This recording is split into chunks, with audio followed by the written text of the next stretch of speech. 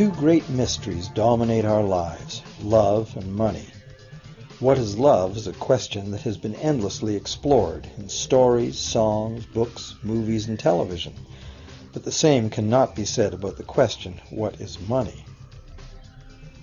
It's not surprising that monetary theory hasn't inspired any blockbuster movies, but it was not even mentioned at the schools most of us attended. For most of us, the question, where does money come from, brings to mind a picture of the mint printing bills and stamping coins. Money, most of us believe, is created by the government. It's true, but only to a point. Those metal and paper symbols of value we usually think of as money are indeed produced by an agency of the federal government called the Mint. But the vast majority of money is not created by the Mint. It is created in huge amounts every day by private corporations known as banks. Most of us believe that banks lend out money that has been entrusted to them by depositors. Easy to picture, but not the truth. In fact, banks create the money they loan, not from the bank's own earnings, not from the money deposited, but directly from the borrower's promise to repay.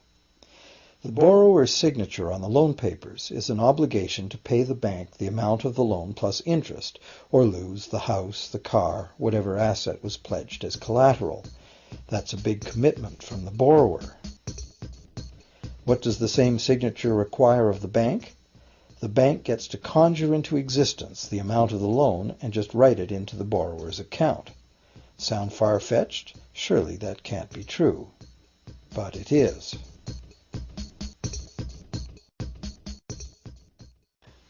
To demonstrate how this miracle of modern banking came about, consider this simple story, the goldsmith's tale. Once upon various times, pretty much anything was used as money. It just had to be portable, and enough people had to have faith that it could later be exchanged for things of real value, like food, clothing, and shelter. Shells, cocoa beans, pretty stones, even feathers have been used as money. Gold and silver were attractive, soft, and easy to work with, so some cultures became expert with these metals. Goldsmiths made trade much easier by casting coins, standardized units of these metals whose weight and purity was certified. Well, to protect his gold, the goldsmith needed a vault, and soon his fellow townsmen were knocking on his door, wanting to rent space to safeguard their own coins and valuables. Before long, the goldsmith was renting every shelf in the vault and earning a small income from his vault rental business. Years went by, and the goldsmith made an astute observation. Depositors rarely came in to remove their actual physical gold, and they never all came in at once. That was because the claim checks the goldsmith had written as receipts for the gold were being traded in the marketplace as if they were the gold itself. This paper money was far more convenient than heavy coins, and amounts could simply be written instead of laboriously counted one by one for each transaction. Meanwhile, the goldsmith had another business. He lent out his gold, charging interest. Well, as convenient claim check money came into acceptance, borrowers began asking for their loans in the form of these claim checks instead of the actual metal. As industry expanded, more and more people asked the goldsmith for loans. This gave the goldsmith an even better idea.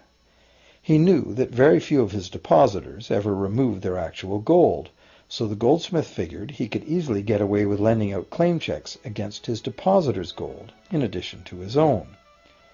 As long as the loans were repaid, his depositors would be none the wiser and no worse off, and the goldsmith, now more banker than artisan, would make a far greater profit than he could by lending only his own gold. For years, the goldsmith secretly enjoyed a good income from the interest earned on everybody else's deposits. Now a prominent lender, he grew steadily richer than his fellow townsmen, and he flaunted it. Suspicions grew that he was spending his depositors' money.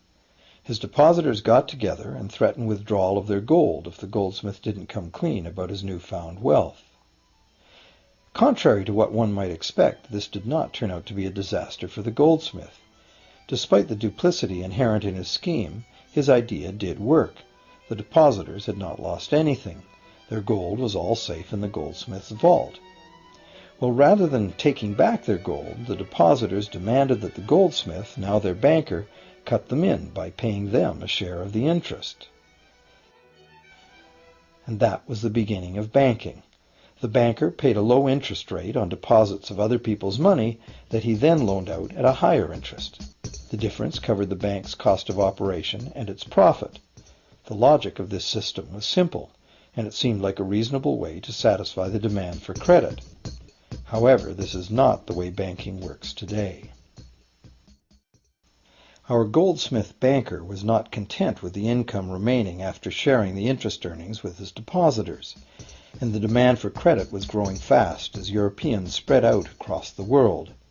But his loans were limited by the amount of gold his depositors had in his vault. That's when he got an even bolder idea.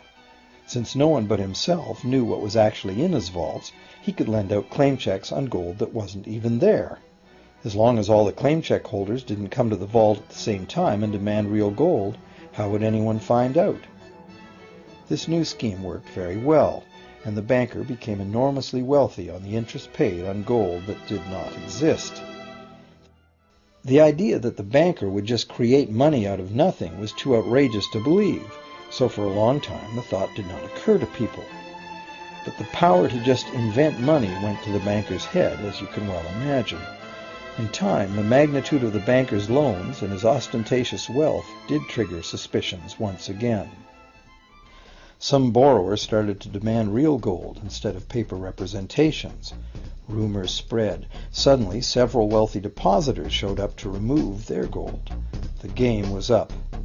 A sea of claim check holders flooded the street outside the closed doors of the bank. Alas, the banker did not have enough gold and silver to redeem all the paper he had put into their hands. This is called a run on the bank, and it is what every banker dreads. This phenomenon of a run on the bank ruined individual banks and, not surprisingly, damaged public confidence in all bankers.